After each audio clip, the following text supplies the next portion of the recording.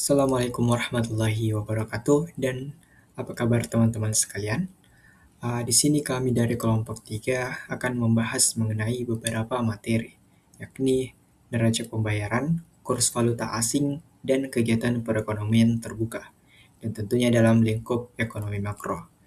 Nah, di sini sebelumnya kami sudah uh, membagi materi-materi ini menjadi beberapa sub-sub materi kecil agar pembahasan yang kami sampaikan itu lebih mendalam dan detail. Sebelum melangkah ke materi pertama, di sini saya ingin menginformasikan kepada teman-teman bahwa dalam kelompok ini terdiri dari 5 orang yang sekaligus menjadi pemateri pada pembahasan kali ini. Yang pertama yaitu Dedi Aditya Rahman, yaitu saya sendiri. Kemudian ada Husnul Hatimah, Dewi Febrianti Anwar, Julia Pratiwi, dan yang terakhir adalah Husnul Khatimah. Nah, untuk materi pertama akan disampaikan oleh saya sendiri, Dedi Aditya Rahman. Nah, di materi pertama ini kita akan membahas mengenai neraca pembayaran internasional atau Balance of Payment ataupun yang biasa disingkat sebagai BOP. Nah, di sini kita akan membahas mengenai konsep atau pengertian BOP itu sendiri, manfaat dan tujuannya, kemudian apa saja komponen penting yang terkandung, dan hal-hal lain yang berhubungan dengan BOP ini. Oke, untuk hal yang pertama yang harus kita ketahui dan pahami, yakni bagaimana konsep pengertian dari manfaat neraca dan manfaat neraca pembayaran atau BOP ini. Nah, yang pertama pengertiannya. Apa itu BOP atau neraca pembayaran? Nah, neraca pembayaran ini adalah laporan arus pembayaran masuk maupun keluar untuk suatu negara yang merupakan ukuran dari semua transaksi antara penduduk dalam negeri dengan penduduk luar negeri selama periode waktu tertentu. Nah, untuk periode waktunya ini biasanya per tahun ataupun juga biasanya kuartalan. Nah, kemudian apa yang dimaksud dengan penduduk di sini? Penduduk di sini yang dimaksud adalah economic resident atau pelaku ekonominya, yaitu individu, perusahaan, maupun instansi yang punya pusat kepentingan ekonomi di suatu negara. Jadi dia tidak perlu berstatus sebagai warga negara. Selama dia melakukan aktivitas ekonomi di negara tersebut, dia sudah terhitung dalam neraca pembayaran ini, walaupun dia bukan warga negara tersebut. Nah, kemudian bagaimana manfaat dan tujuan dari adanya neraca pembayaran atau balance of payment ini. Yang pertama itu adalah diupayakan BOP ini bisa menggambarkan kinerja ekonomi eksternal. Yang kedua, diupayakan dapat menilai kestabilan nilai tukar. Yang ketiga, menilai ketergantungan terhadap modal asing. Keempat, memberikan landasan pengambilan keputusan bagi investor dan lembaga keuangan internasional. Dan kelima adalah menjadi bahan analisis kebijakan dan alat memonitor kekuatan ekonomi dalam hubungan internasional.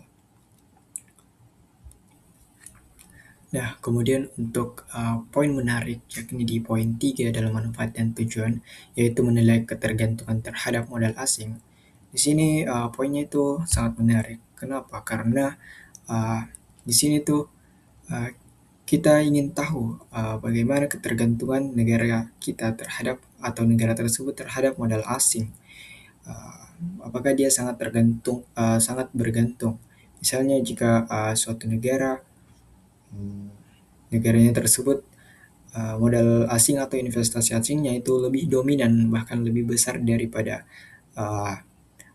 modal lokalnya atau UMKM-nya yang ada di negara tersebut, maka negara tersebut bisa dikatakan bahwa sangat bergantung kepada modal asing dan ini sangat dekat dengan terjadinya krisis ekonomi. Karena misalnya jika suatu saat tiba-tiba modal asing ataupun investasi asing ini keluar dari negara tersebut, maka ekonomi akan menjadi lesu dan turun. Sehingga perputaran ekonomi bahkan kesejahteraan masyarakat itu bisa menurun dan menghadapi krisis yang lebih besar. Nah, seperti itu konsep pengertian maupun manfaat dan tujuan dari neraca pembayaran.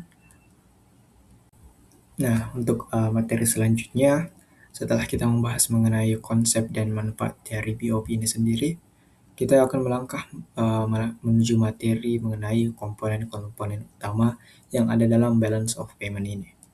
Nah, perlu diketahui sebelumnya kalau BOP ini disusun berdasarkan prinsip pembukuan berpasangan atau double entry bookkeeping dalam prinsip akuntansi ya.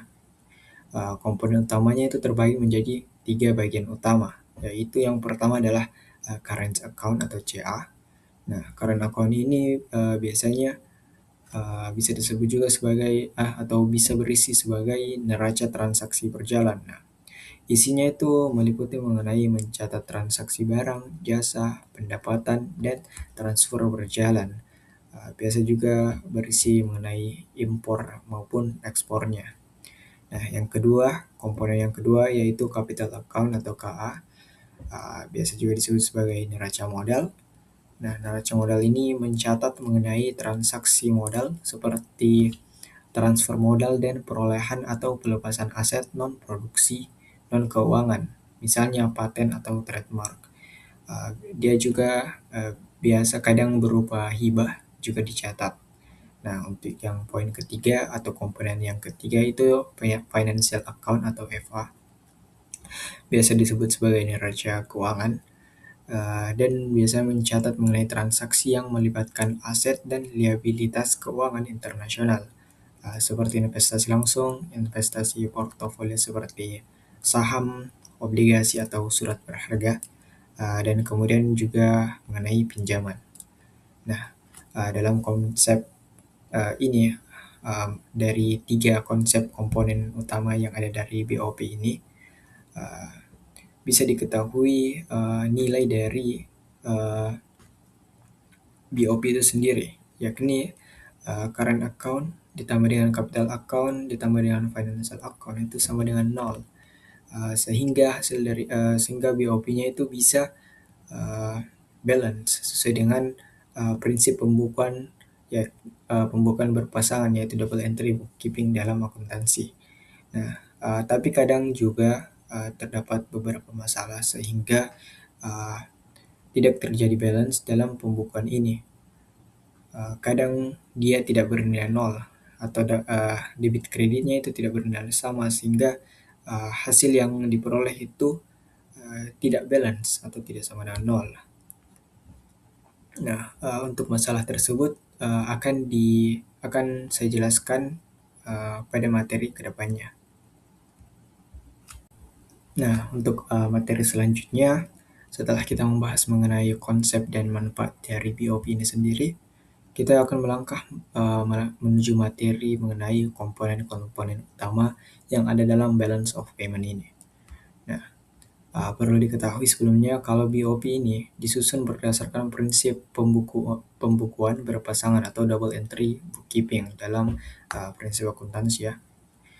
Komponen utamanya itu terbagi menjadi 3 bagian utama, yaitu yang pertama adalah current account atau CA. Nah, current account ini biasanya bisa disebut juga sebagai atau bisa berisi sebagai neraca transaksi berjalan. Nah, isinya itu meliputi mengenai mencatat transaksi barang, jasa, pendapatan, dan transfer berjalan. Biasa juga berisi mengenai impor maupun ekspornya. Nah, komponen yang kedua yaitu capital account atau KA, biasa juga disebut sebagai neraca modal. Nah, neraca modal ini mencatat mengenai transaksi modal seperti transfer modal dan perolehan atau pelepasan aset non-produksi, non-keuangan, misalnya paten atau trademark. Dia juga biasa kadang berupa hibah juga dicatat. Nah, untuk yang poin ketiga atau komponen yang ketiga itu financial account atau FA, biasa disebut sebagai neraca keuangan, dan biasa mencatat mengenai transaksi yang melibatkan aset dan liabilitas keuangan internasional, seperti investasi langsung, investasi portofolio seperti saham, obligasi atau surat berharga, dan kemudian juga mengenai pinjaman. Nah, dalam konsep ini dari 3 konsep komponen utama yang ada dari BOP ini, bisa diketahui nilai dari uh, BOP itu sendiri, yakni current account ditambah dengan capital account ditambah dengan financial account itu sama dengan nol. Sehingga BOP-nya itu bisa balance sesuai dengan prinsip pembukuan, ya, pembukuan berpasangan, yaitu double entry bookkeeping dalam akuntansi. Nah, tapi kadang juga terdapat beberapa masalah sehingga uh, tidak terjadi balance dalam pembukuan ini. Kadang dia tidak bernilai nol atau debit kreditnya itu tidak bernilai sama, sehingga hasil yang diperoleh itu tidak balance atau tidak sama dengan nol. Nah, untuk masalah tersebut akan saya jelaskan pada materi kedepannya. Oke, selanjutnya kita perlu memahami mengenai konsep surplus dan defisit BOP itu sendiri. Nah, surplus bisa terjadi ketika ekspor suatu negara, pendapatan dari investasi dan arus masuk modalnya melebihi impor, pembayaran utang, dan arus keluar modal dari negara itu sendiri. Nah, apa efek atau implikasinya? Surplus umumnya menunjukkan posisi ekonomi negara tersebut sedang kuat dengan potensi manfaat seperti peningkatan cadangan devisa, apresiasi mata uang, dan peningkatan kepercayaan investor. Nah, sifatnya dia positif jika memang terjadi surplus BOP pada negara tersebut. Nah, sedangkan untuk defisit itu muncul ketika impor, pembayaran utang, dan arus keluar modal suatu negara melebihi ekspor, pendapatan dari investasi, dan arus masuk modal. Jadi untuk defisit itu adalah kontra keadaan atau kebalikan dari surplus itu sendiri. Nah, untuk efeknya itu defisit dapat menandakan tantangan ekonomi pada negara tersebut, termasuk potensi depresiasi pada uang, menipisnya cadangan devisa, dan meningkatnya ketergantungan pada pinjaman luar negeri.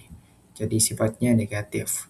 Nah, untuk lebih jelasnya dalam konsep pembukuan BOP, surplus BOP itu terjadi ketika penerimaan dari transaksi internasional di sisi kredit itu melebihi pembayaran di sisi debit dari ketiga akun atau ketiga komponen yang kita jelaskan tadi. Nah, sedangkan untuk defisit BOP terjadi ketika pembayaran di sisi debit melebihi penerimaan di sisi kredit.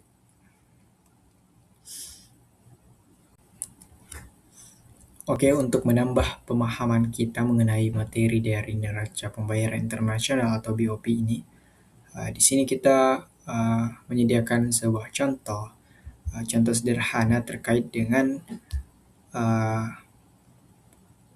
BOP ini dalam menganalisis apakah dia surplus ataupun defisit.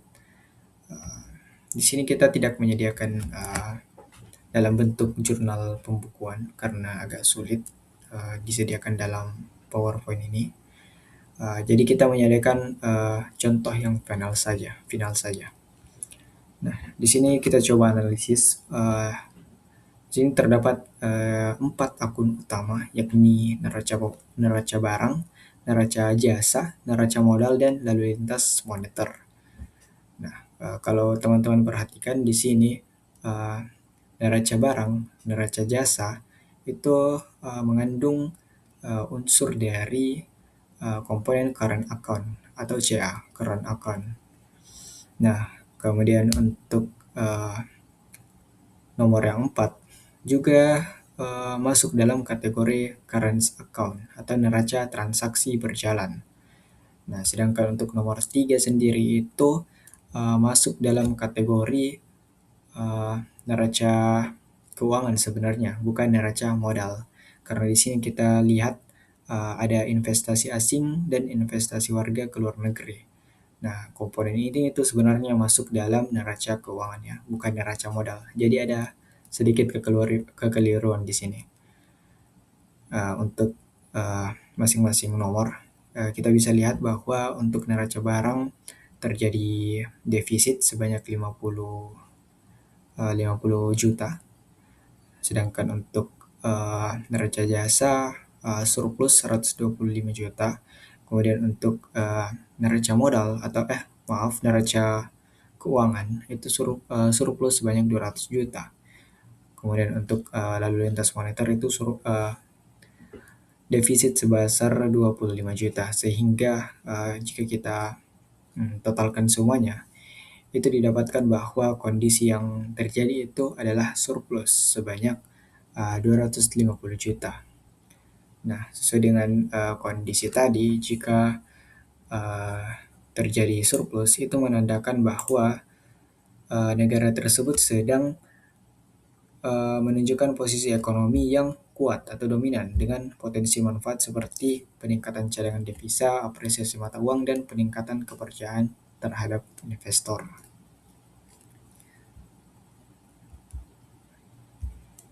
Selanjutnya kita akan membahas mengenai kesalahan dan kelalaian statistik. Nah, apa ini? Ini juga bisa disebut sebagai error and omission.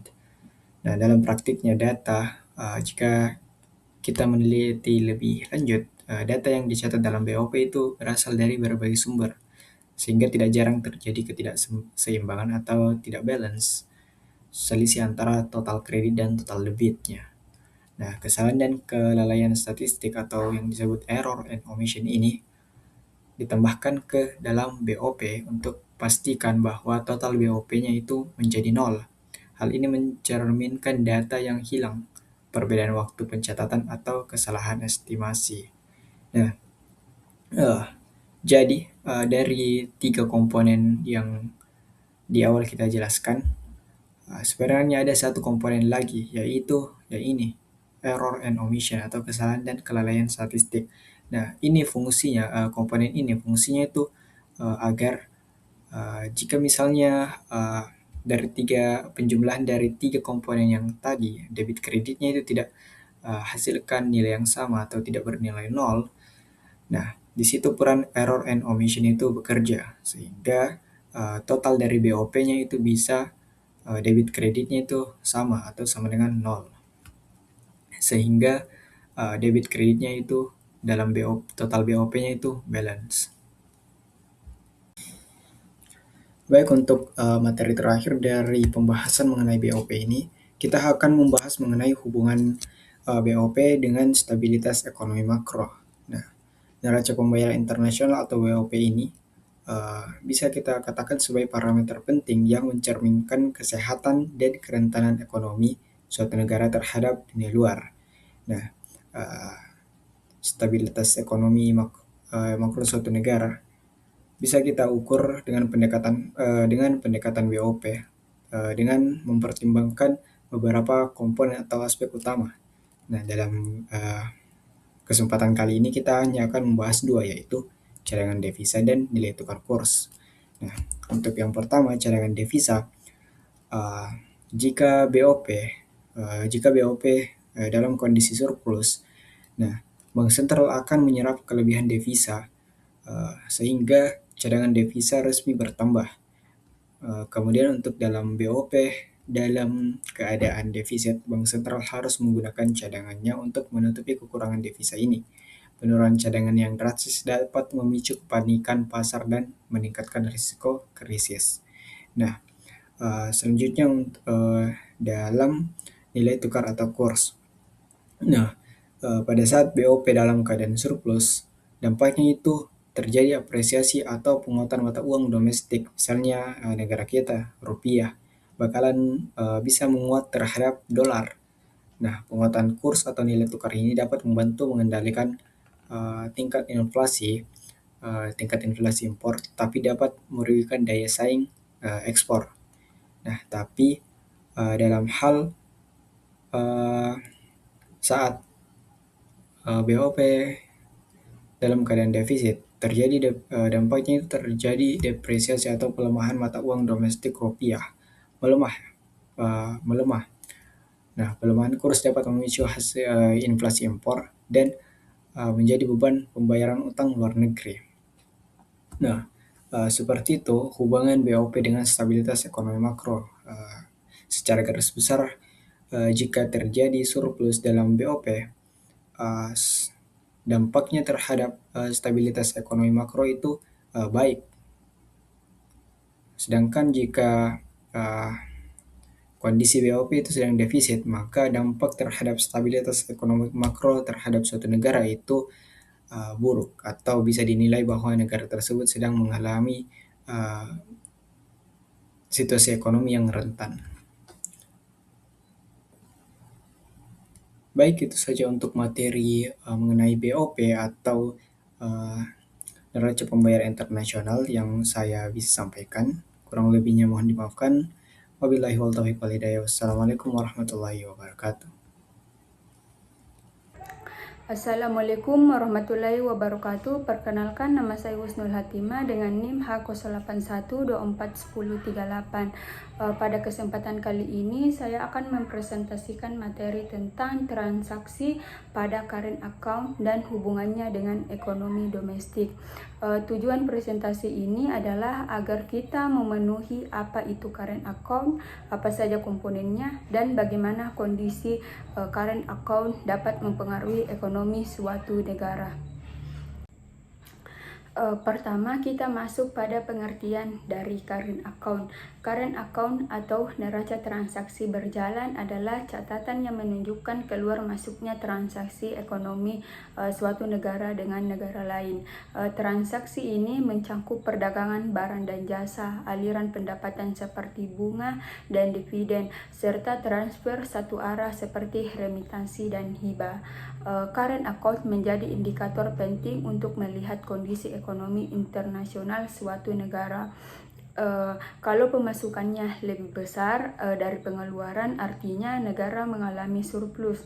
Sebaliknya, kalau pengeluaran lebih besar, negara mengalami defisit. Surplus dan defisit ini bukan sekedar angka, tetapi mencerminkan apakah kegiatan ekonomi kita mampu menghasilkan devisa atau justru membutuhkan pembiayaan dari luar negeri. Komponen pertama yaitu ada ekspor dan impor. Ekspor adalah penjualan barang dan jasa ke luar negeri yang menghasilkan devisa. Contohnya, Indonesia mengekspor batu bara, minyak sawit, dan berbagai produk komoditas lainnya. Ketika nilai ekspor naik, maka devisa lebih banyak. Sebaliknya, impor adalah pembelian barang dan jasa dari luar negeri yang mengeluarkan devisa. Misalnya, kita mengimpor misalnya handphone, mobil, obat-obatan, mesin pabrik, dan sebagainya. Apa sih hubungannya dengan current account? Hubungannya sangat jelas, yaitu jika ekspor lebih besar dari impor, current account akan surplus, dan jika impor lebih besar dari ekspor, maka current account-nya akan defisit. Contohnya, contoh sederhananya yaitu ketika Indonesia menjual batu bara dan CPO dalam jumlah besar, pemasukan devisa meningkat sehingga current account cenderung naik. Namun ketika kita banyak mengimpor barang konsumsi seperti misalnya mobil dan gadget, devisa yang keluar lebih besar sehingga current account-nya akan menurun. Komponen kedua yaitu ada income balance. Income balance adalah aliran pendapatan yang terkait dividen, bunga, dan upah. Income balance mencatat semua arus pendapatan yang diterima atau dibayarkan kepada pihak luar negeri. Ada 3 jenis pendapatan utama. Pertama, dividen. Dividen adalah keuntungan dari kepemilikan saham. Kedua, ada bunga. Bunga adalah pembayaran bunga utang dari luar negeri. Ketiga, ada upah. Upah adalah pendapatan tenaga kerja yang bekerja di luar negeri maupun tenaga asing yang bekerja di Indonesia. Jika pendapatan dari luar negeri lebih besar, misalnya TKI mengirim uang ke keluarganya di Indonesia, maka current account-nya akan bertambah. Namun, jika perusahaan asing di Indonesia menarik dividen dalam jumlah besar atau kita membayar bunga utang yang tinggi, maka current account-nya akan berkurang. Contoh nyatanya yaitu saat perusahaan multinasional di Indonesia mengalami profit besar lalu mengirimnya ke negara asal, maka devisa keluar sehingga income balance-nya menjadi negatif. Komponen ketiga yaitu ada current transfer. Current transfer adalah aliran uang satu arah tanpa ada balas jasa langsung. Ada dua jenis transfer. Pertama ada remittance. Remittance adalah uang kiriman TKI dari luar negeri. Kedua ada hibah. Hibah yaitu seperti bantuan dari negara atau lembaga internasional. Jika transfer masuk lebih besar, misalnya remitansi dari TKI, maka current account-nya meningkat. Sebaliknya, jika pemerintah atau lembaga dalam negeri mengirim bantuan ke negara lain, maka current-nya akan berkurang, current account-nya akan berkurang. Contohnya, jika Siti bekerja sebagai TKI di Hong Kong dan setiap bulan mengirim uang sebesar 4 juta ke keluarganya yang di Indonesia, uang tersebut masuk sebagai penerimaan dari current account. Contoh lainnya, misalnya Jepang memberikan hibah pembangunan sekolah di Indonesia. Ini juga dicatat sebagai penerimaan dalam current account. Ini adalah bagian yang sangat penting dalam ekonomi makro, yaitu hubungan tabungan, investasi dan current account melalui persamaan S dikurang I sama dengan CA. Rumus ini menjelaskan bahwa kondisi current account mencerminkan selisih antara tabungan nasional dan investasi nasional. Jika tabungan lebih besar daripada investasi, berarti negara memiliki kelebihan dana.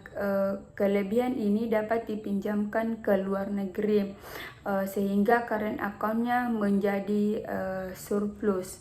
Sebaliknya, jika investasi lebih besar dari tabungan, artinya negara membutuhkan dana tambahan dari luar negeri. Kondisi ini membuat current account menjadi defisit. Jadi ini sangat relevan bagi negara berkembang seperti Indonesia. Biasanya investasinya itu lebih tinggi karena kebutuhan pembangunan sangat besar. Tetapi tabungan masyarakat masih relatif rendah, sehingga current account-nya sering mengalami defisit. Sementara itu, negara maju yang memiliki tingkat tabungannya tinggi seperti Jepang dan Jerman umumnya mengalami surplus current account. Contoh dampak current account terhadap ekonomi domestik. Sekarang kita masuk pada hubungan current account dengan kondisi ekonomi domestik.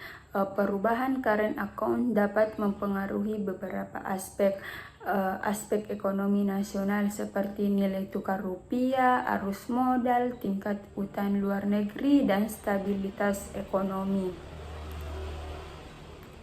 Jika current account-nya surplus, maka kita akan devisa meningkat, rupiah cenderung menguat, pemerintah tidak terlalu bergantung pada pinjaman luar negeri, investasi bisa didanai dari tabungan domestik.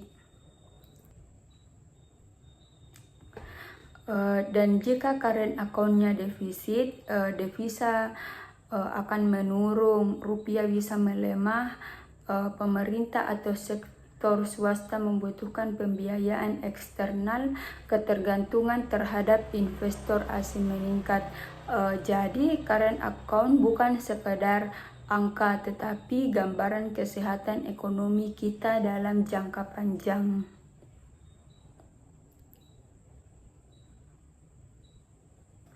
Jadi inti yang saya jelaskan pada materi current account ini yaitu pertama, current account mencatat seluruh transaksi internasional yang bersifat berjalan, yaitu ekspor-impor, pendapatan faktor produksi, dan transfer satu arah. Jika ekspor lebih besar dari impor atau pemerintah pendapatan lebih besar dari pengeluaran, maka current account-nya akan surplus.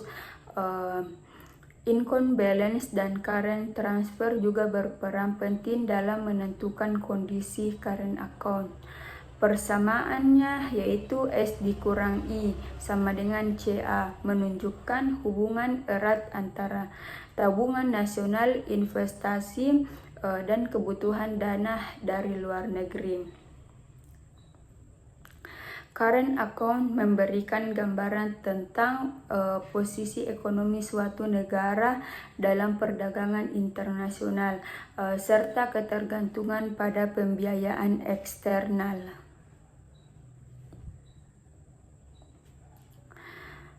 Demikian presentasi yang dapat saya sampaikan. Semoga penjelasan ini membantu kita memahami bagaimana transaksi pada current account berhubungan langsung dengan kondisi ekonomi domestik.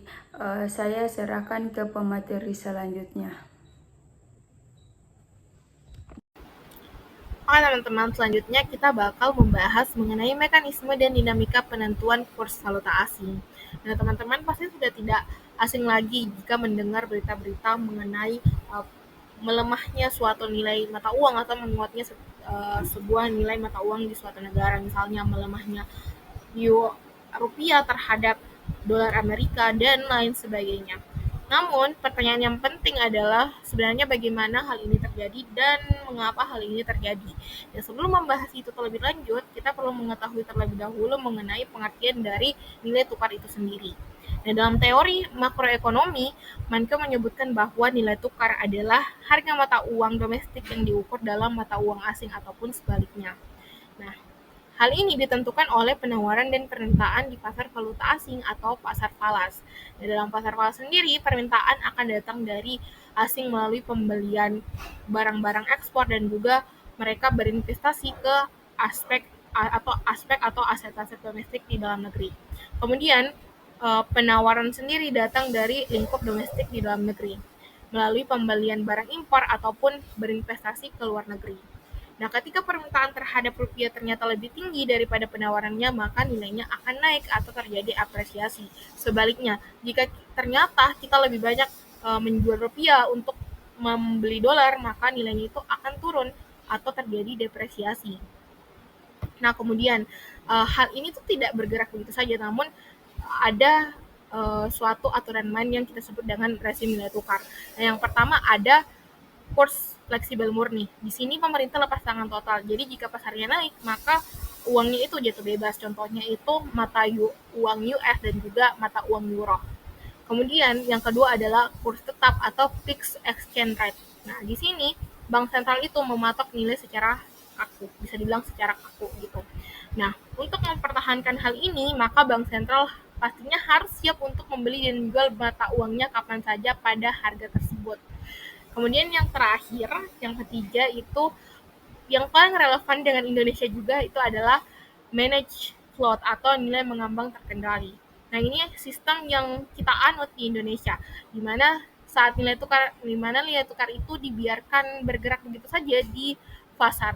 Tapi bank sentral akan mengintervensi jika volatilitasnya terlalu liar nantinya. Nah, contohnya kita bisa melihat bahwa BI itu biasanya akan melakukan intervensi di pasar spot dan juga domestic non-deliverable forward atau di NDF. Tujuannya sebenarnya bukan untuk melawan arah, tapi untuk memastikan pergerakan rupiah tidak terlalu tajam yang bisa mengganggu stabilitas ekonomi di tengah gejolak tarif global. Nah, selanjutnya kita bakal membahas mengenai faktor fundamental yang membuat kurva permintaan dan penawaran itu bergeser. Nah, faktor yang pertama itu adalah faktor tingkat harga dan inflasi. Nah, ada teori klasik yang disebut dengan triple P atau purchasing power parity dalam buku Manco. Dan intinya, jika misalnya satu burger McDonald's di US itu harganya $5 dan di Indonesia itu harganya 50.000, maka kurs wajarnya adalah 10.000 per US dollar. Nah, jika inflasi di suatu negara Artinya, jika inflasi di suatu negara itu melambung tinggi, maka daya beli mata uangnya akan turun dan nilai tukarnya pasti melemah. Nah, contohnya kita dapat lihat pada nilai lira di Turki. Saat ini inflasi di sana itu mencapai 30-40%, di mana hal ini membuat nilai lira Turki itu terus mengalami depresiasi terhadap nilai dolar US gitu. Nah, ini adalah salah satu validasi nyata dari teori triple P tadi. Nah, kemudian faktor yang kedua dan paling sering kita dengar itu adalah faktor suku bunga, di mana sebenarnya kita tahu kalau misal modal internasional itu seperti air yang mengalir ke tempat yang lebih rendah atau ke tempat yang memberikan nilai bunga yang lebih tinggi. Nah, dalam model Mundell-Fleming disebutkan bahwa jika suku bunga domestik itu naik melampaui suku bunga dunia, maka modal asing itu akan masuk dan mata uang di negara tersebut akan menguat. Nah, kalau sebagai contohnya kita bisa lihat beberapa kebijakan yang dikeluarkan oleh The Fed atau Bank Sentral Amerika. Nah, ketika The Fed ini menahan suku bunga tinggi di 2020 di suatu tahun misalnya untuk memerangi inflasi, maka dolar US otomatis akan menguat. Nah, kenapa hal itu bisa terjadi? Karena investor global memindahkan uangnya ke aset berdenominasi dolar untuk mendapatkan return tinggi. Nah, akhirnya ini bisa menekan uang lain seperti yen, Jepang, ataupun dolar, ataupun mata uang lainnya. Eh, Namun, ini sebaliknya, ketika ada sinyal pemangkasan suku bunga di bank sentral, maka tekanan terhadap mata uang lainnya, misalnya mata uang rupiah, akan berkurang. Nah, kemudian faktor yang ketiga adalah faktor ekspektasi dan peran bank sentral gitu. Nah, jika nilai tukar, kita tahu kalau misal nilai tukar itu sangat sensitif terhadap berita. Nah, jika investor menduga ekonomi akan memburuk atau ada risiko politik, maka mereka pastinya akan menghilang atau kabur sebelum hal itu terjadi. Nah, hal ini kita namakan fenomena self-fulfilling prophecy. Nah, inilah mengapa peran bank sentral itu sangat vital. Nah, dalam buku Mankiw itu disebutkan bahwa bank sentral menggunakan cadangan devisa untuk menstabilkan kurs mata uang tertentu di negaranya.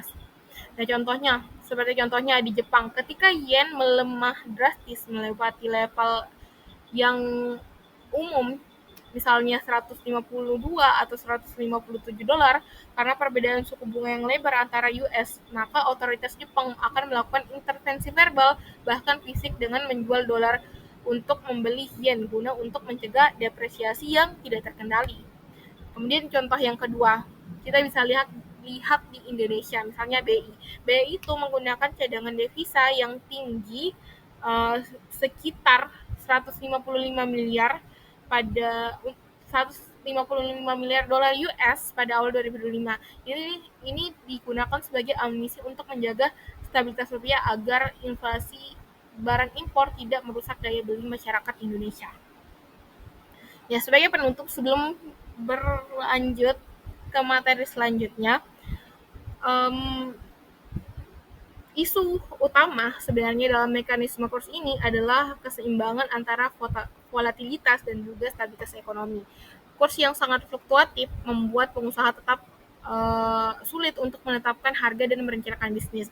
Namun, mempertahankan kurs tetap juga berbahaya dan akan menguras cadangan devisa dan juga mengundang berbagai serangan fluktuatif, seperti misalnya krisis Asia 1997 maksud saya, yang dibahas dalam banyak. Assalamualaikum warahmatullahi wabarakatuh. Perkenalkan, nama saya Devi Bentianwar dengan NIM akhiran H042. Mari kita bahas dampak perubahan nilai tukar terhadap perekonomian secara mendalam. Kita akan mulai dengan dua dampak pertama di sebelah kiri. Yang pertama, dampak pada ekspor dan impor. Ketika rupiah menguat, harga produk ekspor kita dalam mata uang asing menjadi lebih mahal. Misalnya, sepatu yang kita jual seharga 100 dolar, jika rupiah menguat dari 15.000 ke 14.000 per dolar, menghasilkan eksportir turun dari 1,5 juta menjadi 1,4 juta, sehingga daya saing menurun dan volume ekspor turun. Sebaliknya, barang import menjadi lebih murah sehingga import meningkat. Ketika rupiah melemah, terjadi kebalikannya. Ekspor naik karena produk kita lebih murah dan kompetitif di pasar global, tetapi impor turun karena mahal. Kedua, dampak pada inflasi, khususnya imported inflation atau inflasi yang berasal dari impor. Ini sangat penting untuk Indonesia yang masih banyak mengimpor BBM, bahan baku, industri, dan barang konsumsi. Ketika rupiah melemah, harga semua barang impor ini naik ke dalam rupiah. Kenaikan harga BBM dan bahan baku meningkatkan biaya produksi industri yang kemudian ditransfer ke harga jual. Imported inflation ini menyebar ke seluruh ekonomi dan mendorong inflasi umum naik.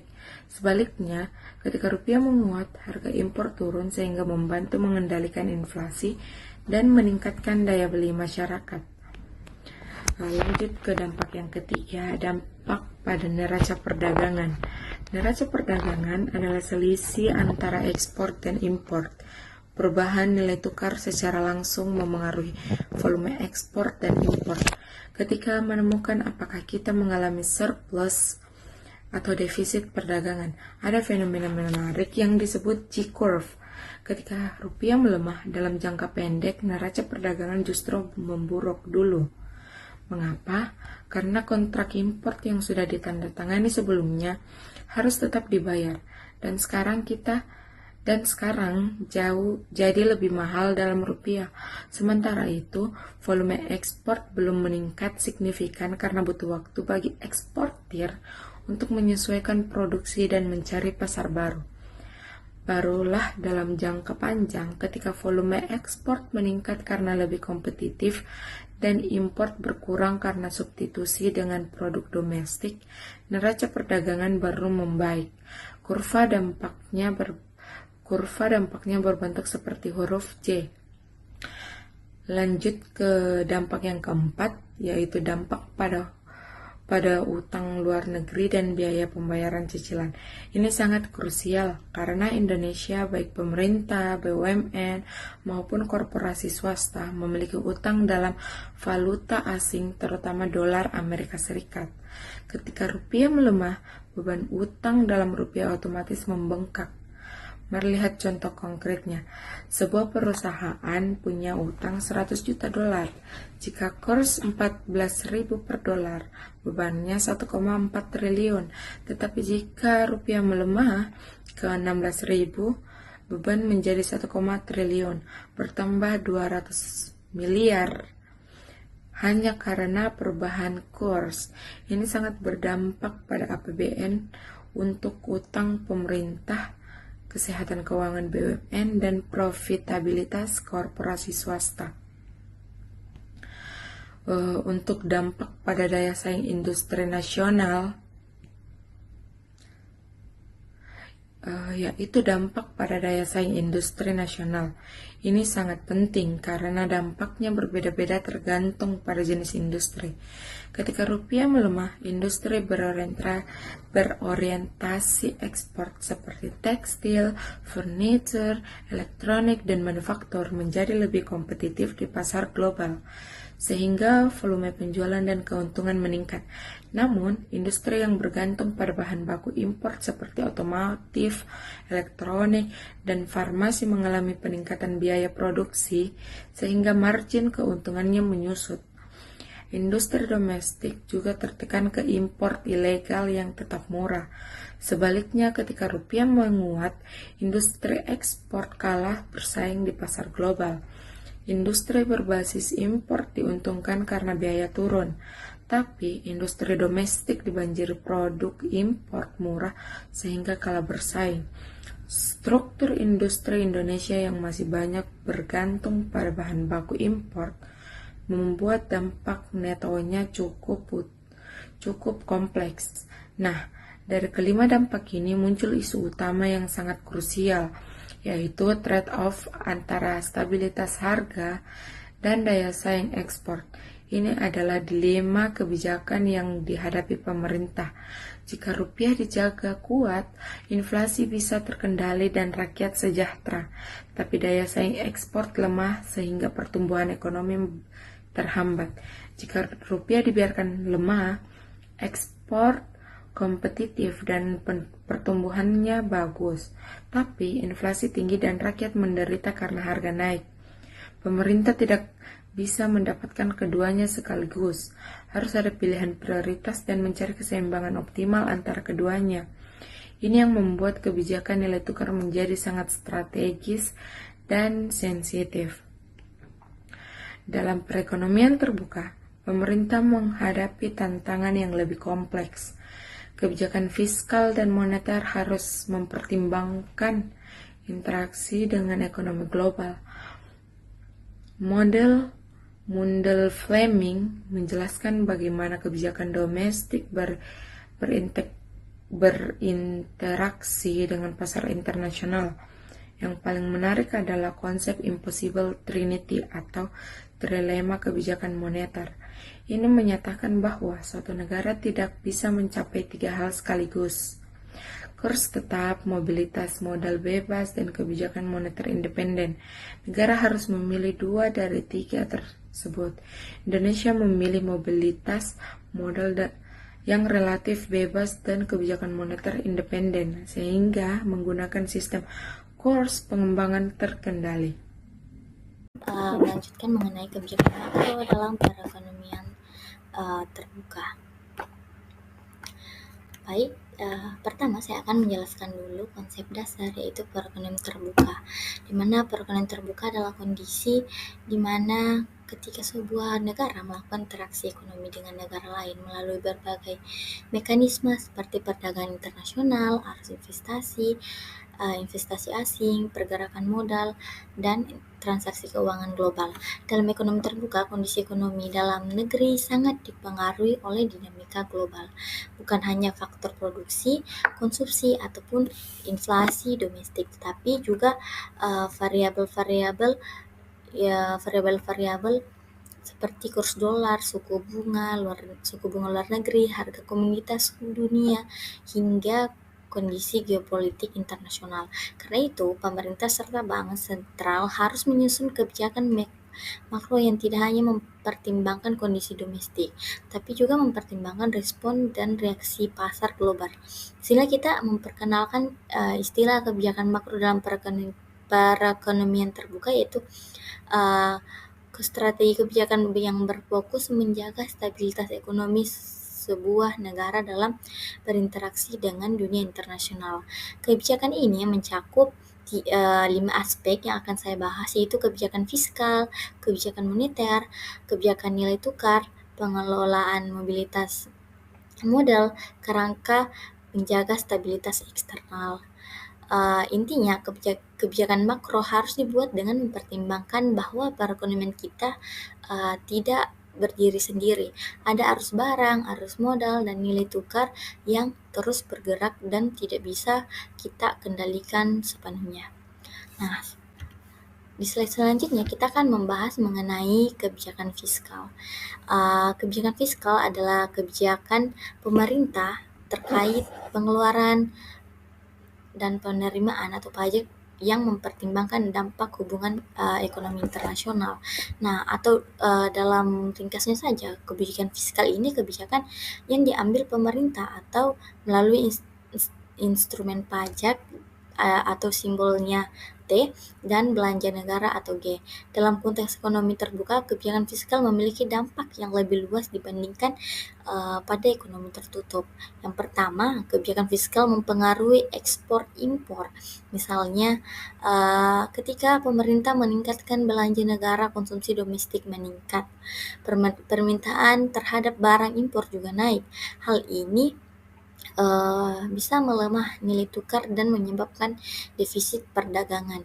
Yang kedua itu adalah dampaknya terhadap pendapatan nasional dan kondisi mobilitas modal tinggi, di mana jika pemerintah mengalami defisit besar dan menutup defisit tersebut dengan menerbitkan obligasi, maka investor asing bisa tertarik membeli obligasi tersebut. Ini menyebabkan capital inflow yang memperkuat rupiah. Sebaliknya, jika kondisi fiskal dianggap tidak sehat, investor justru akan keluar, menyebabkan capital flight dan melemahnya nilai tukar. Yang ketiga adalah peran defisit anggaran dalam mempengaruhi nilai tukar serta aliran investasi asing, di mana belanja pemerintah yang tinggi dan impor yang meningkat dapat menekan kurs rupiah. Karena ini mengambil kebijakan harus berhati-hati agar kebijakan fiskal tidak memicu pelemahan kurs yang berlebihan. Selanjutnya yaitu kebijakan moneter. Nah, sebelumnya kita harus mengetahui apa itu kebijakan moneter. Kebijakan moneter terbuka ini adalah kebijakan bank sentral dalam mengatur jumlah uang beredar dan suku bunga dengan mempertimbangkan kondisi pasar keuangan global. Nah, kebijakan ini yang dijalankan oleh Bank Indonesia dalam mengatur jumlah uang beredar dan suku bunga untuk mencapai tujuan seperti stabilitas inflasi, stabilitas nilai tukar, dan pertumbuhan ekonomi. Dalam ekonomi terbuka, kebijakan moneter menghadapi tantangan yang lebih kompleks. Pertama itu mobilitas modal internasional. Perbedaan kecil dalam suku bunga antara Indonesia dan negara maju seperti Amerika Serikat bisa membuat investor memindahkan modalnya dengan cepat. Jika suku bunga di Indonesia naik, modal asing akan masuk karena imbal hasilnya tinggi. Jika suku bunga turun, modal keluar dan rupiah akan melemah. Ini membuat BI atau Bank Indonesia harus berhati-hati menentukan suku bunga. Yang kedua adalah mempengaruhi volatilitas nilai tukar. Nilai tukar rupiah sangat sensitif terhadap sentimen global. Contohnya ketika The Fed menaikkan suku bunga, seluruh negara berkembang akan mengalami outflow, termasuk Indonesia. Ketiga, kebijakan moneter harus menjaga inflasi tetapi juga nilai tukar. Bank Indonesia tidak hanya berfokus menurunkan inflasi tanpa memperhatikan dampaknya pada kurs dan arus modal. Yang keempat adalah kebijakan moneter terbuka seringkali tidak bebas karena harus mengikuti kondisi global, tidak seperti pada ekonomi tertutup yang lebih mandiri. Inilah yang menjadi tantangan utama dalam kebijakan moneter terbuka. Selanjutnya adalah model Mundell-Fleming atau bisa disebut ISLMBP, di mana model ini digunakan untuk menganalisis kebijakan makro dalam ekonomi terbuka, di mana model Mundell-Fleming ini adalah versi perluasan dari model ISLM dengan tambahan kurva BP atau Balance of Payments.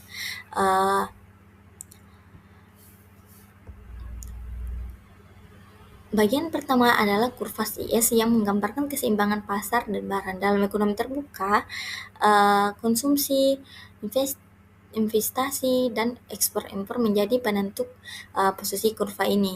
Yang kedua itu LM atau keseimbangan pasar, di mana suku bunga dan jumlah uang yang beredar sangat mempengaruhi kurva LM ini.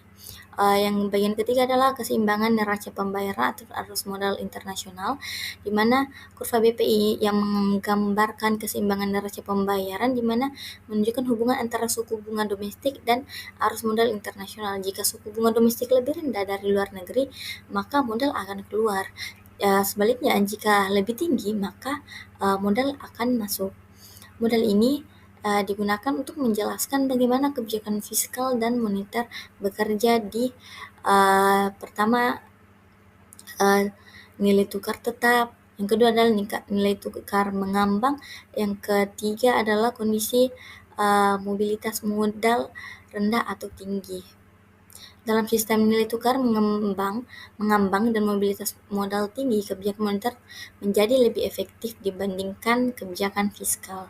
Selanjutnya, materi kebijakan nilai tukar atau exchange rate policy, di mana kebijakan ini kebijakan pemerintah atau bank sentral dalam menentukan bagaimana mata uang domestik diperdagangkan di pasar internasional. Ada 3 kebijakan nilai tukar, yaitu pertama nilai tetap. nilai tukar tetap atau fixed exchange rate, di mana pemerintah menjaga nilai tukar pada level tertentu. Contoh, China pada masa awal industrialisasinya. Yang kedua itu adalah nilai tukar mengambang atau floating exchange rate, di mana kurs mengikuti mekanisme pasar. Ini yang digunakan Indonesia sejak krisis tahun 1997 hingga tahun 1998. Yang ketiga itu adalah manage float atau dikontrol sebagian, di mana rupiah dibiarkan mengambang, tetapi Bank Indonesia masuk sesekali untuk intervensi jika volatilitasnya berlebihan. Tujuan utamanya itu adalah menjaga stabilitas harga, mencegah inflasi pokok, menjaga daya saing impor, dan menjaga daya saing ekspor. Selanjutnya adalah mobilitas model internasional. Mobilitas model internasional ini adalah kemampuan arus dana internasional bergerak masuk atau keluar di suatu negara. Jenisnya ada kedua, yaitu mobilitas modal rendah, yaitu di mana arus dana bergerak terbatas. Mobilitas modal tinggi itu investor global dapat berpindah cepat ke negara yang menawarkan bunga lebih tinggi atau risiko lebih rendah. Dampaknya itu efektivitas kebijakan moneter, mempengaruhi stabilitas nilai tukar, dan menentukan sensitivitas perekonomian terhadap krisis global. Yang terakhir adalah trilema kebijakan moneter. Ini menyatakan bahwa negara tidak dapat secara bersamaan mencapai 3 hal berikut. Yang pertama, kebebasan arus modal internasional, kurs stabil atau tetap, dan kebijakan moneter independen. Negara hanya bisa memilih 2 dari tiga pilihan tersebut. Contohnya, jika negara ingin kurs stabil plus arus modal bebas, maka kebijakan moneter tidak bisa mandiri. Sedangkan kebalikannya, jika ingin kebijakan moneter mandiri dan arus modal bebas, maka nilai tukar harus mengambang. Itu saja materi dari saya. Saya kembalikan ke teman saya.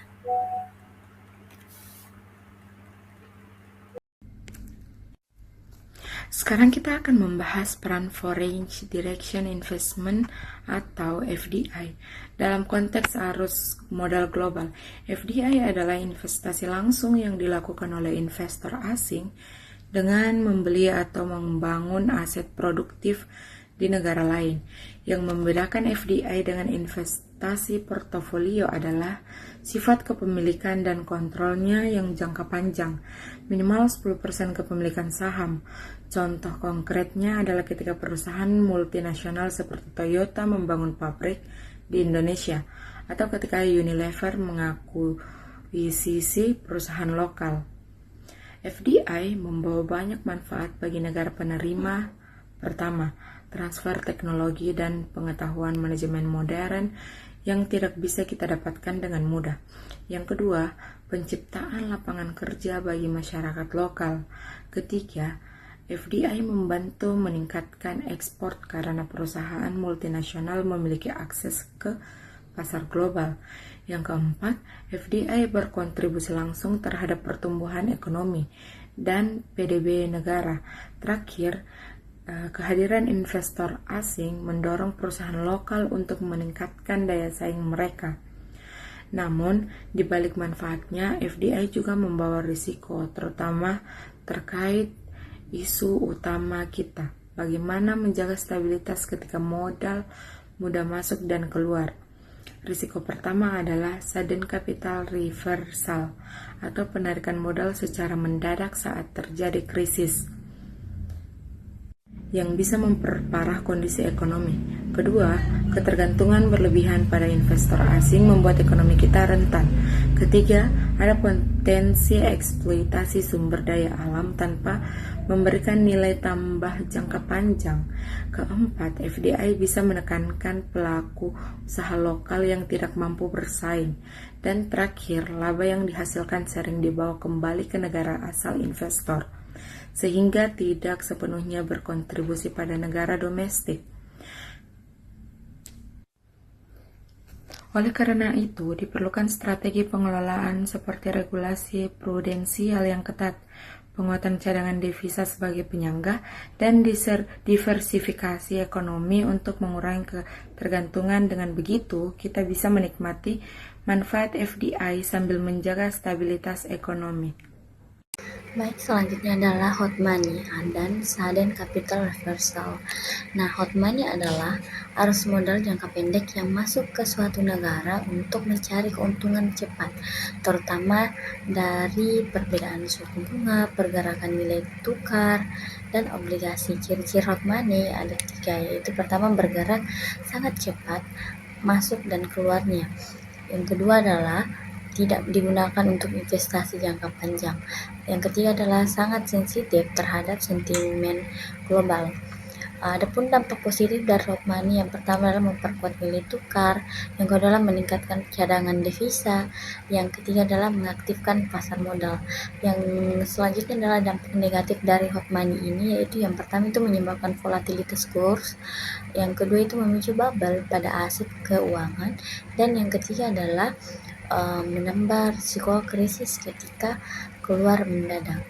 Yang kedua itu adalah sudden capital reversal, di mana kondisi ini ketika arus modal asing yang sebelumnya masuk besar-besaran tiba-tiba keluar serentak. Nah, penyebab utama dari kejadian seperti ini atau sudden capital reversal ini, yang pertama itu kenaikan suku bunga luar negeri seperti misal di Fed. Yang kedua itu ketidakpastian politik atau ekonomi domestik. Yang ketiga adalah risiko global meningkat dan sentimen investor berubah. Dampaknya pelemahan nilai tukar. Yang kedua itu IHSG turun dan obligasi jatuh. Yang ketiga itu cadangan devisa terkuras. Selanjutnya biaya utang luar negeri naik. Selanjutnya meningkatnya risiko stabilitas keuangan. Adapun hubungan antar hot money dan sudden reversal yaitu yang pertama, hot money itu mudah masuk sehingga memperkuat kurs. Namun keluar cepat saat ada risiko itu adalah sudden reversal. Negara yang bergantung pada modal jangka pendek sangat rentan terhadap gejolak ekonomi internasional. Saya berikan ke teman saya selanjutnya. Baik, selanjutnya kita melanjutkan pembahasan untuk mengetahui risiko krisis akibat arus modal jangka pendek. Nah, pada pemateri sebelumnya sudah dijelaskan mengenai modal jangka pendek, dua modal jangka pendek yaitu hot money dan sudden capital reversal. Nah, di sini saya akan membahas mengenai risiko dari kedua hal tersebut kepada situasi ekonomi suatu negara. Nah, yang pertama risiko hot money. Bahayanya adalah sifatnya yang volatil dan sangat sensitif terhadap perubahan kecil dalam suku bunga inflasi atau sentimen politik. Nah, investor yang membawa hot money atau kompensasi hanya mencari keuntungan cepat dan dapat menarik dananya kapan saja. Nah, implikasinya ketika investor merasa khawatir, mereka akan menarik modal ini secara tiba-tiba. Nah, kemudian untuk risiko sudden capital reversal, seperti yang kita tahu, sudden capital reversal ini bentuk lebih parah dari hot money. Dia punya risiko yang lebih luas dan sangat parah terhadap situasi ekonomi. Yang pertama, dia bisa menyebabkan adanya risiko tekanan nilai tukar. Yang kedua, penipisan cadangan devisa yang dipunyai oleh negara. Yang ketiga, beban utang negara itu semakin meningkat. Nah, yang keempat adalah resesi ekonomi yang bisa terjadi di sebuah negara. Nah, itu saja pembahasan dari saya. Terima kasih.